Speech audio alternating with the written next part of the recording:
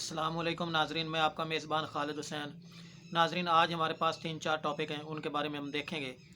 तो नाजरीन, आपको पता है कि आजकल बहुत क्रूशल पोजीशन है कि आप सुन रहे हैं बार बार कि नवाज़ शरीफ साहब आ रहे हैं, नवाज़ शरीफ साहब आ रहे हैं। तो अब देखें, अगर कोई मुजरिम हमारे मुल्क से उसको सज़ा हुई है और सज़ा भी अदालतों ने दी है, मतलब कोई सियासी सज़ा नहीं है। अगर अदालतों ने सज़ा दी है तो अदालतों का पीछा करना चाहिए, मतलब अदालतें फेस करना चाहिए।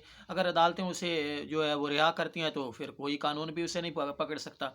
अब क्या हो रहा है कि ये बहुत दिलचस्प बात है कि पंजाब जो गवर्नमेंट है वो उसको जो है वो इंतज़ामात कर रही है। मतलब जलसा नून लीग का हो रहा है और पंजाब हुकूमत जो है, निगरान हुकूमत जो है वो उसे फैसिलिटेट कर रही है। तो ये मतलब बहुत तशवीशनाक ख़बरें हैं। तो ये हम थोड़ा-सा आपको बताते हैं कि जलसा नून लीग का और इंतज़ामात रियासत के हैं। तो ये तशवीशनाक ख़बर है, जो मतलब जो लोग समझते हैं इसको ये परेशानी है उनके लिए। तो ये पंजाब की जो ब्यूरोक्रेसी है उसने कानून की धज्जियाँ उड़ा दी हैं कि मीनार पाकिस्तान पर उन्होंने पूरे इंतज़ामात कर लिए हैं, उनको देखभाल की है और उनको सिक्योरिटी देने का जो बंदोबस्त है वो कर लिया है और उनको फैसिलिटेट करने के लिए और सर्विसेज जो हैं वो गवर्नमेंट प्रोवाइड कर रही है। मतलब जो पैसा लगेगा वो सारा गवर्नमेंट का लगेगा, नून लीग नहीं, हालांकि नून लीग की कोई हुकूमत नहीं है, लेकिन फिर भी ये अखराजात सरकारी होंगे और जो जलसा है वो मियाँ मोहम्मद नवाज शरीफ साहब का होगा। और इसके बाद ये न्यूज़ आ रही है कि शेख रशीद साहब जो हैं उनका भी इंटरव्यू जो है वो ज़बरदस्ती रिकॉर्ड कर लिया गया है। आपको पता है कि शेख रशीद साहब जो हैं वो काफ़ी दिनों से जो है वो डट कर खड़े हुए थे इमरान खान साहब के साथ। उन्होंने कहा था कि जो मर्ज़ी हो जाए इस वक्त मैं जो है वो इमरान खान के साथ खड़ा हूँ और मैं बिल्कुल पीटीआई को छोड़ने के लिए तैयार नहीं हूँ। तो ये खबरें चल रही हैं। ये खबर दी है साबिर शाकिर साहब ने। आपको पता है कि ARY के ब्यूरो चीफ भी रह चुके हैं। अब वो सऊदी अरेबिया में होते हैं, हालात जो हैं वो ठीक नहीं है इस वजह से। तो ये वो साबिर शाकिर साहब ने ये खबर दी है और इसका स्क्रिप्ट जो है, इसका जो स्क्रिप्ट है वो ही है, सदाकत अवासी वाला है और उस्मान डार्क वाला है। अब इनके बाद आपको पता है कि फ़ारूक हबीब जो हैं उन्होंने भी एक अपना जो इंटरव्यू वो दे दिया है और उन्होंने उसके बाद शमूलियत जो है वो IPP उसमें कर दी है। जो नई पार्टी जो है वो जो बनाई गई है उसमें शमूलियत इख्तियार कर ली है। अब यहाँ से आप अंदाज़ा लगाएं कि पहले वाले लोग जो हैं वो ज़बरदस्ती इस्तीफ़ा दे के वो कहते थे कि इमरान खान के ये मतलब उन्होंने फसादात पैदा किए हैं। तो अब फ़ारूक हबीब साहब ने बहुत ही संगीन अपने कायद के ऊपर, अपने साबका कायद के ऊपर इल्ज़ामात लगा दिए हैं। अब इनमें कितनी सदाकत है ये हम कुछ नहीं कह सकते, क्योंकि जब अगर फ़ारूक हबीब साहब ये समझते हैं कि ये बिल्कुल मैं ठीक कह रहा हूँ, तो उनको ये पहले क्यों नहीं याद आया? जब उन्होंने अय्याशियाँ की हैं, जब उन्होंने इक़्तिदार के मज़े लूटे हैं, उस वक़्त उन्होंने ये क्यों बातें नहीं की हैं? अब जब वक़्त गुज़र गया है, जब हाथ में कुछ नहीं है, तो उस वक़्त ये बात करना ये बिल्कुल गैर कानूनी और गैर आइनी है और ये इख़लाक़न भी जुर्म है। अगर आप इस तरह की कोई बात करते हैं तो आप इख़लाक़ से घटिया गिरी हुई बात करते हैं। अब जो फ़ारूक हबीब साहब हैं उन्होंने इमरान खान साहब के ऊपर काफ़ी सारे इल्ज़ामात लगाए हैं। तोशाखाना के बारे में भी कहा है कि तोशाखाना के जो इमरान खान साहब ने हमें इसके बारे में मतलब कोई हक़ायक़ नहीं बताए, ये बल्कि उन्होंने तोशाखाना ले लिया। तो मतलब अगर ले लिया है तो उन्होंने तो एक ऐसा कानून पास किया जो पहले कानून इस तरह का था ही नहीं। पहले लोग क्या करते थे, जो तोशाखाना में जो चीज़ आती थी वो ले लेते थे और उसको जो है बेच देते थे। उसकी मतलब कोई पैसा वगैरह वापस से कौमी ख़ज़ाने में जमा भी नहीं करवाते थे। लेकिन इमरान खान साहब ने क्या किया, एक कानून पास किया और उसमें से 50% जो है वो कौमी ख़ज़ाने में जमा करवाया, बाकी जो है वो अपने पास रखा। तो ये पहले वाले जो लोग तोशाखाना लेते थे उनकी निस्बत तो ये बिल्कुल सबसे बेहतर है। एक बात तो ये हो गई।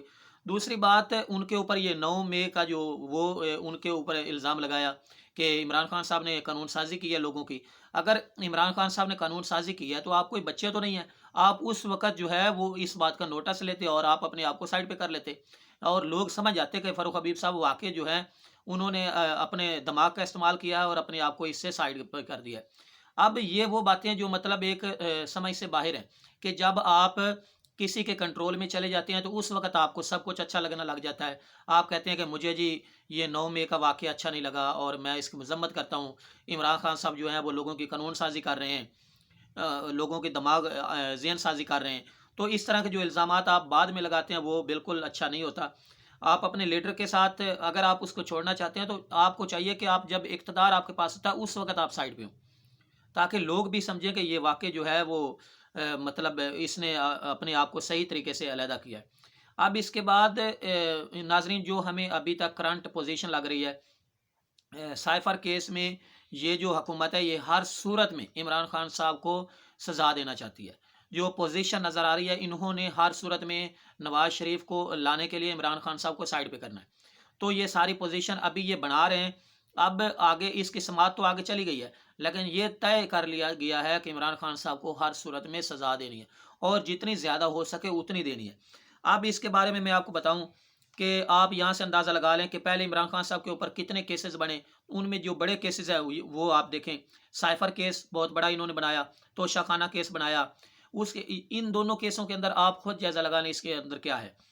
پھر آپ نے ایک پروگرام دیکھا ہوگا کہ طلال چودھری صاحب جو ہے وہ شہزاد اقبال صاحب اینکر ہیں، ان کو انٹرویو دے رہے تھے اور انہوں نے یہ ایکسیپٹ کیا کہ 9 مئی جو ہے اس کا جو واقعہ ہے اس کے سب سے زیادہ بینیفیشری جو ہے وہ نون لیگ ہے، اور نون لیگ ہی اس کا مطلب سب سے زیادہ بینیفٹ اٹھائے گی۔